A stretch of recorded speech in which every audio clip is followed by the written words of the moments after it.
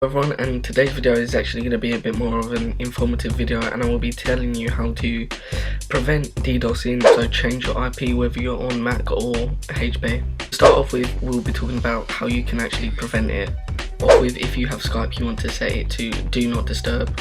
You ask, that's because if you are not on do not disturb, that means people that are not added you as contacts may call you, and that can lead to them being able to Wireshark you. So you want to prevent this. You only want to be joining public TeamSpeak, so no one that is not in authority of a server can get your IP. People are fine to join their friends' TeamSpeak for a little while, but if arguments are caused, they could hand out your IP or even hit you off with your information, even though you did expect them to be your friends. Thing is, you do not want to add random people to your Skype, even want to do this, because this can lead to Wiresharking, DDoSing.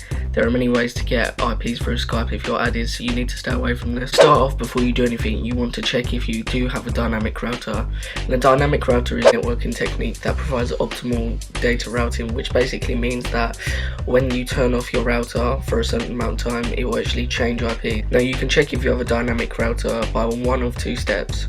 One, you have to ring up your ISP provider, such as, let's say you've got BT internet, and you have to ask whether it is dynamic or not, or you actually have to turn off your router for a certain amount of time. It doesn't really matter, 5 minutes, 10 minutes, an hour, and see if your IP has changed between.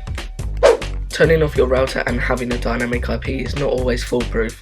Some providers it works for every time, and some providers it will only work half the time or a quarter of the time. So this has to happen a few times, or maybe even once if you're lucky, and it will change your IP. On Mac and HP, so with Mac you will start off by going to System Preferences, which is in your dock at the bottom. It's the gears, and then you want to go to Network, Advanced, and then you go to TSP/IP, because that's where your IP is obviously held. And then you see at the bottom where it says IPv6 address, you need to press a prefix, otherwise it's not going to connect to an IP. And then you follow off by pressing renew DHCP lease, and this will make you change IP.